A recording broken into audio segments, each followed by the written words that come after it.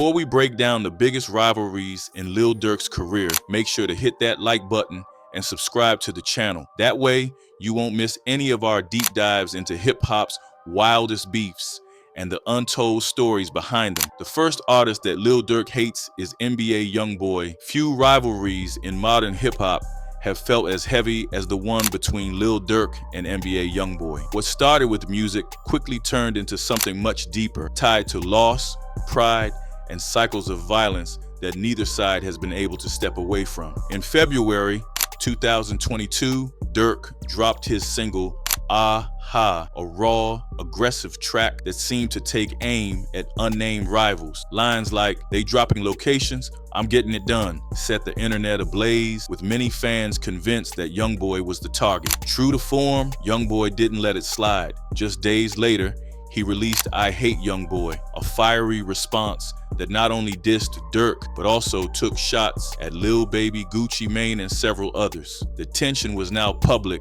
undeniable, and escalating fast. But the real breaking point came long before the music. In November 2020, Lil Durk's close friend and label mate King Von was shot and killed in Atlanta after an altercation with Quando Rondo, an artist closely affiliated with YoungBoy. Reports suggest the fight may have been sparked by personal drama, rumors that Von was seen with YoungBoy's ex.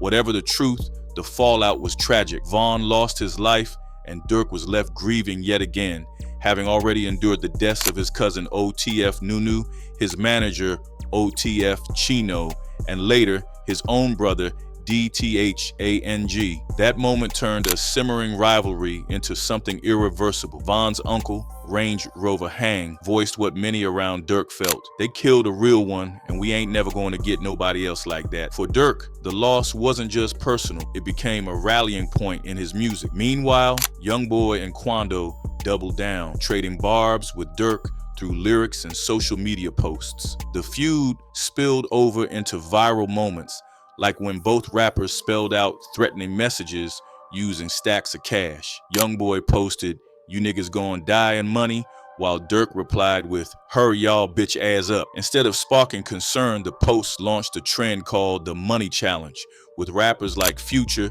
and Wiz Khalifa joining in. What was born from grief and threats quickly morphed into a meme, showing just how desensitized fans and the culture at large have become to violence in hip-hop. And that's what makes this rivalry so alarming. It's not just about who's the better rapper or who has more hits. It's about real pain, real loss, and the danger of things spiraling further. Both Durk and YoungBoy have families, careers, and enormous fan bases, yet too often their most viral moments are tied to threats, disses, and mourning fallen friends. Fans often egg the beef on, commenting "slide for Von" under Durk's posts or celebrating YoungBoy's sharpest disses. But behind the entertainment is a dangerous cycle. Two men who could easily make incredible music together, but instead are locked in a feud that feels too deep to undo. Durk versus YoungBoy isn't just another rap beef. It's one of the defining rivalries of this era, rooted in tragedy, fueled by pride, and watched closely by millions who may not fully realize just how real it all is. Fight erupted in front of Monaco Hookah Lounge.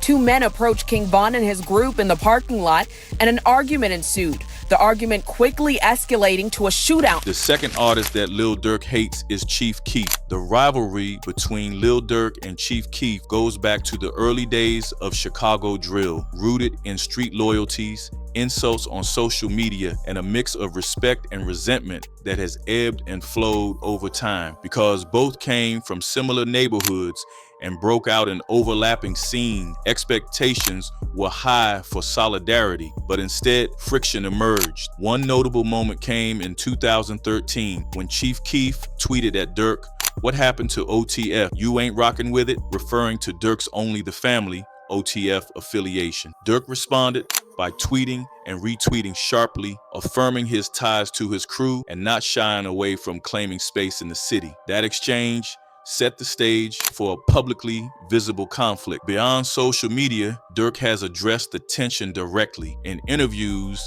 he has denied sneak dissing Keef, i.e., making hidden shots, but admitted they had a couple of words. He clarified that the things said were not backhanded.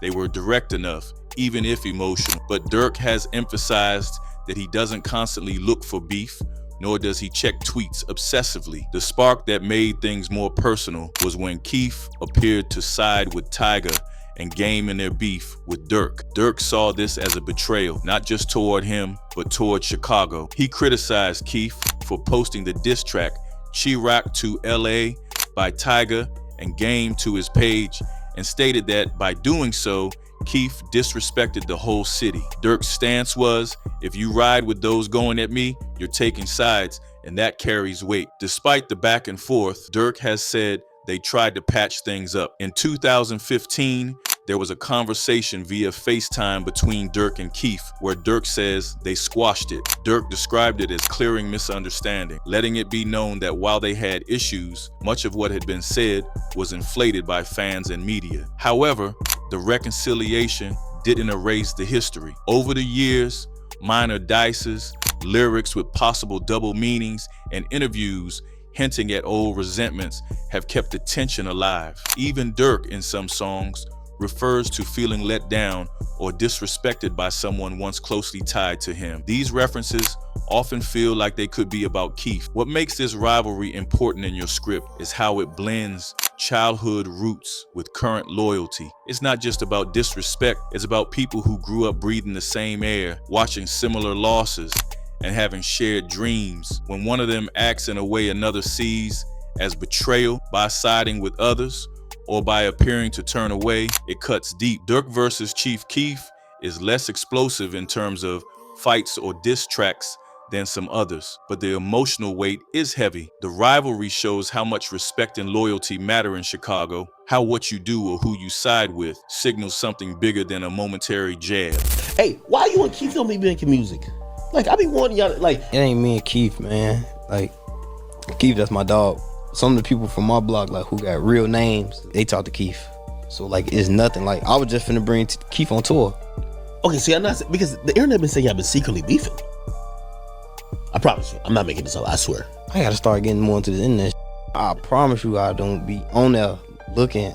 I swear. They said that you be dissing Keith. Why? For not taking care of the guys. If Keith don't take care of his guys, Keith just don't take care of his guys. If Keith take care of his guys, Keith take care of his guys. Have you mentioned him about taking care of his guys or not? I never heard him not taking care of his guys.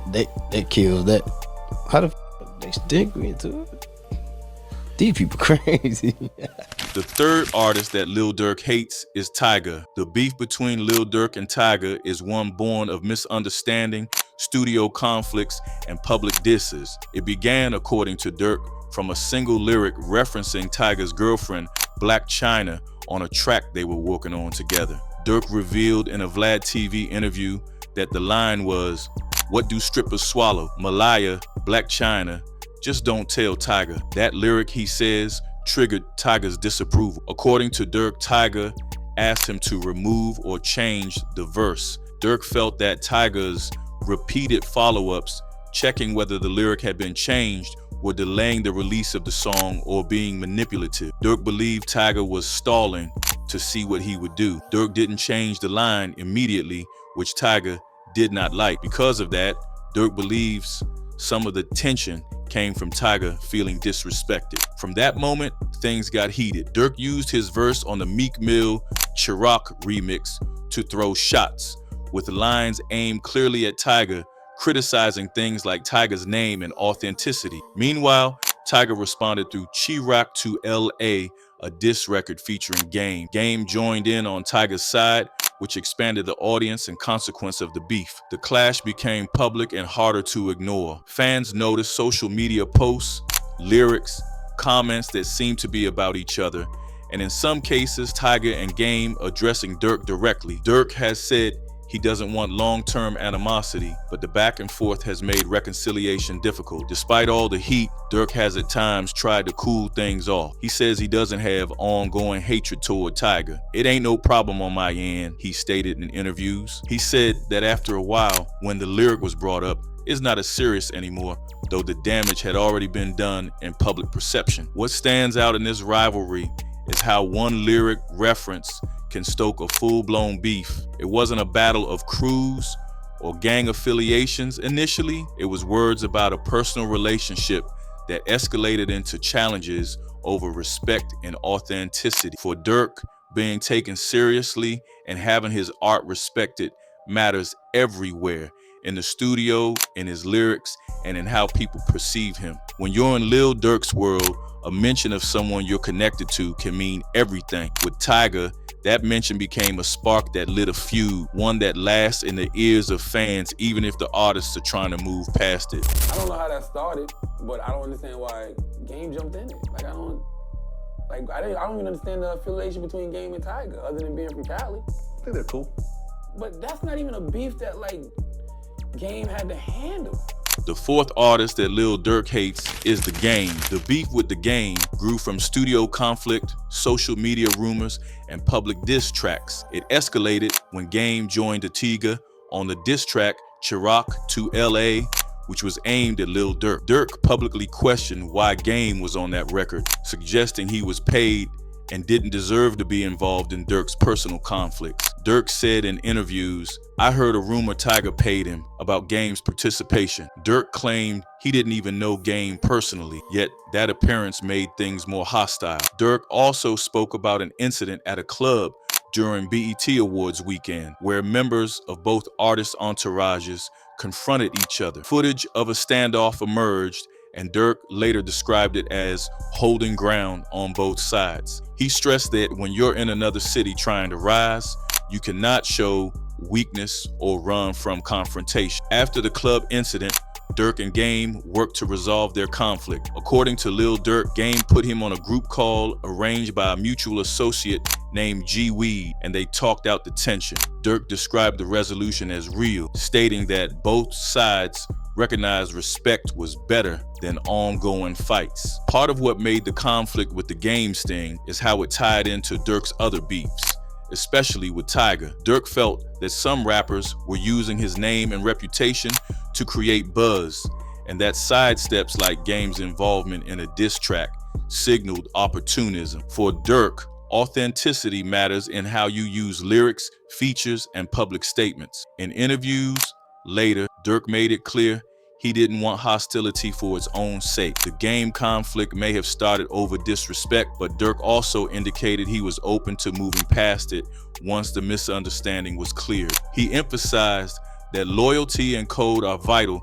If someone acts outside that unwritten set of rules, you respond. But after that, there should be no more clashes. The fifth artist that Lil Durk hates is Lil Reese. Lil Reese and Lil Durk share roots in Chicago's drill scene. Their early relationship was built on mutual respect and collaboration. Reese featured on Durk's mixtapes, and both were part of the same crew. In 2017, they reunited to drop the Super Vultures EP, a project meant to pull together their contrasting styles, Durk's melody and Reese's street-honed delivery. However, rumors over the years suggested tension. Some fans claimed Reese felt Durk overshadowed him, especially after Durk rose faster commercially. Rumors also circulated about Durk being choked by Reese during confrontations in Chicago, though no definitive evidence has confirmed such a physical altercation. Durk has addressed those rumors indirectly,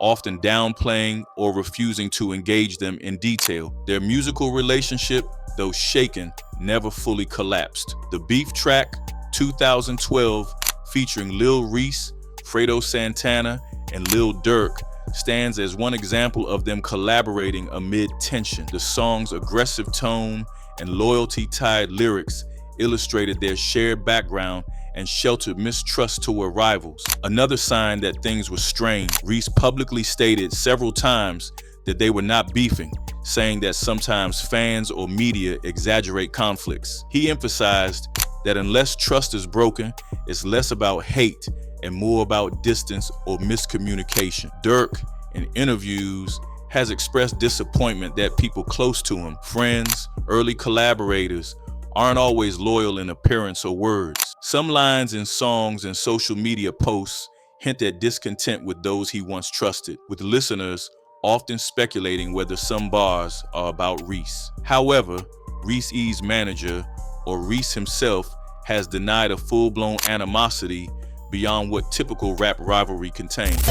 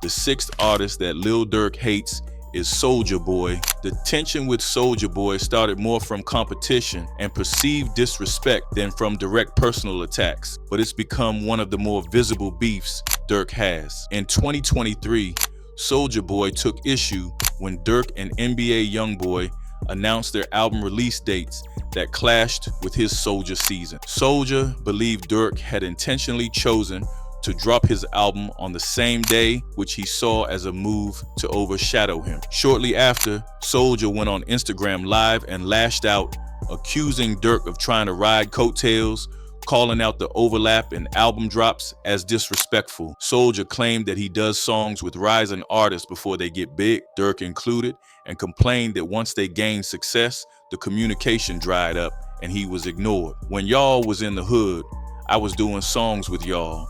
But once y'all get famous, can't even get a song from y'all no more, he said, expressing frustration at loyalty fading after fame. Durk, on his part, tweeted claims that labels had offered him money to beef with other rappers, including Soulja Boy. He insisted he doesn't fake beef just for publicity. Durk's stance was that authenticity matters more than hype. Soulja didn't back down. He said he would outsell Durk and YoungBoy combined, challenging them both in sales and prominence. In a live video, he said dropping albums on the same date was intentional or competitive, and made remarks suggesting if Durk wanted a problem, he could have it. Those words resonated because they weren't just about music. They were about respect, clout, and status in rap culture. But later, in May 2023, Soulja Boy publicly softened his tone. On the Bootleg Kev podcast, he said the beef was more about competition than real animosity. He clarified that much of it came from frustration, not personal betrayal,